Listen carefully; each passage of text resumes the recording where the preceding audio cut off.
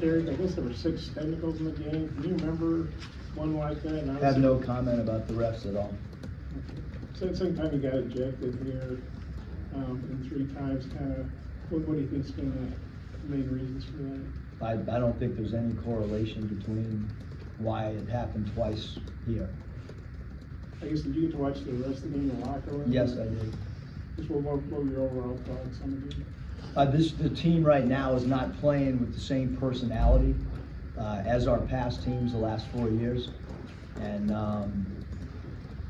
we got to get a lot better. I think we play 3 games in the next 20 days, and rotations, roles, all those things are there's going to be some changes. So we'll go back, we'll watch the film. Positive is tonight we finally created some steals, so that's a positive. Finishing at the rim is a huge issue, and not only not finishing at the rim but falling down and now transition defense. It's been going on all year. So we've shown film, we've done drills.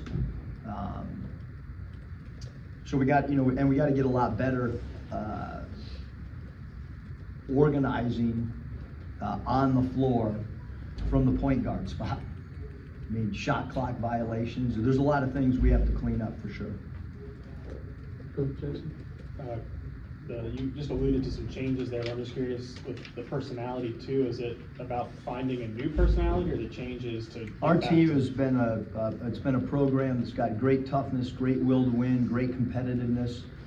We need to be better in all those areas. To me, that's part of the team's personality. Coach? How confident are you that y'all can get those things fixed and corrected and get the season turned around? I'm just worried about trying to have a good practice on Monday. I mean, how confident is somebody to get it? I mean, we got to get better than where we are right now. Eric, what impressed you about it? What we need to? They're really well coached. They play really hard. They understand their roles. I'm not in their locker room, but it looks like they accept their roles. They looked connected. They play really good defense. They're very physical on the backboards. In my opinion, they have, Godwin's, his role of being a great complementary piece. He's one of the best in college basketball at going vertical. He's one of the best players at not needing the ball in his hands to affect the game. So really, really impressed with him, in particular with his demeanor on the court. He, in my opinion, he really excels at his role. And you're talking about, a guy who had 7 points. But I think he's phenomenal at what he does and what he gives them. Coach, you mentioned the 20 days, 3 games. Just how important are these practices where you're not always trying to be preparing for an opponent or worried about a game plan? Yeah, we're not going to prepare for an opponent for a while. I mean, we're going to try to get better as a team, and that's so we're not going to. We don't need to talk about Lipscomb, and we need to talk about how we can get better.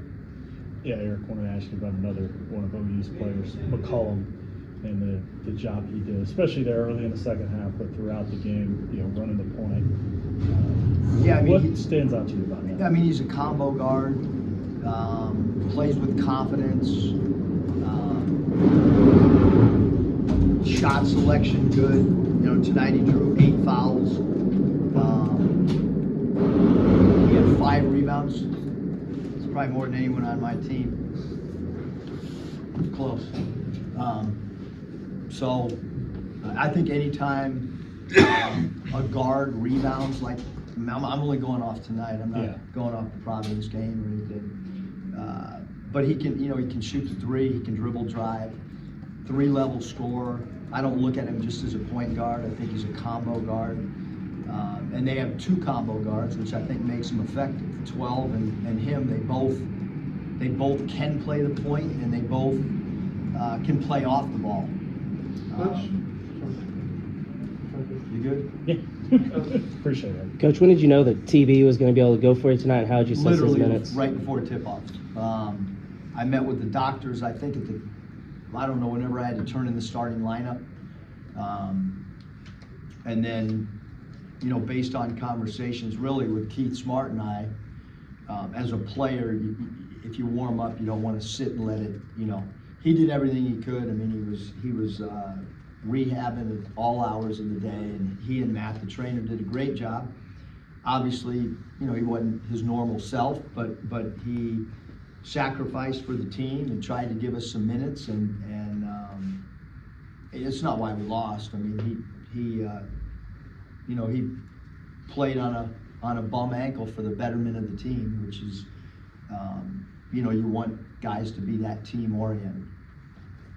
Yeah, can you just talk about the having this series here in Tulsa and kind of what's the atmosphere been like and the future of the rivalry, since you're going to then be the opponents in the Well, SEC? as far as the future of the rivalry, as far as I'm concerned, every game in conference is a rivalry. I'll go all the way back to when I played college basketball, and University of San Diego's playing Pepperdine and Gonzaga. They're all rivals. There's no special rivalry for us. You know, I didn't grow up in the area, so it's not like I, you know, have some deep, you know. So we play Oklahoma, we play Texas, we play Auburn. They're all important games. As far as the environment here in Tulsa, it's been awesome. Not often you can have 2 schools that literally you find a spot that's dead in the middle of the 2. Unfortunately for our fans, we didn't play very well tonight, but they traveled well. The Oklahoma fans traveled well. So, you know, this idea was brought on by Lon Kruger. It was a great idea. The administration wanted to continue it once Coach Kruger left, and it's been a great series for the fans. Scotty, the ball. Yeah, Eric, just in your mind, just what are the top defensive issues that you see? Oh, there's so many, And then, Scotty. like, where do paint points allow to kind of fall? I mean, into I you know, it was guarding the 3, right? I don't know, at halftime they had 1 made 3. I didn't get to see anything much after that. So we guarded the 3 better. Again, I got bad eyes, so I can't see the percentage. That was a big focus, was not just Oklahoma. That's when we're trying to fix ourselves, is to not give up 3s. I mean, we have guys that are really struggling defensively, and some of the guys, quite frankly, have struggled, you know, in the past too. Scheme-wise, technique-wise, we're doing what we've done for 9 years in college, and this group has not grasped or has not executed, whatever word you want to use, like the last however many years I've been coaching college. Well, this is your ninth year. There you go. You know, you guys got 6 blocks, and you could tell you offered some. The Porter talked about how they knew you were going to get some blocks, and they just were going to keep attacking. I mean, how do you think they did a pretty good job on paint points? What do you think about how they were? Well, yeah, they kept attacking because we can't keep the ball in front of us. So I would keep attacking too. If the guards can't keep the ball in front, I mean, there's only so many times your back line is going to be able to block a shot.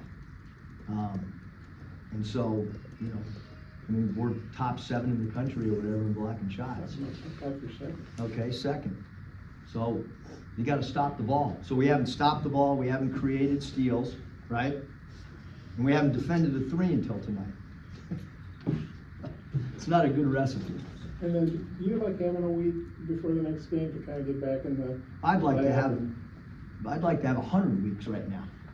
I mean, yeah, I'm glad we don't play tomorrow, because we have a lot of things that we're not just going to keep doing the same thing over and over and over. We're not going to keep putting the same lineup out there. We're not going to keep, like, we've got to continue to tinker and try to figure this thing out to the best of our ability. To your point. Thanks, Coach.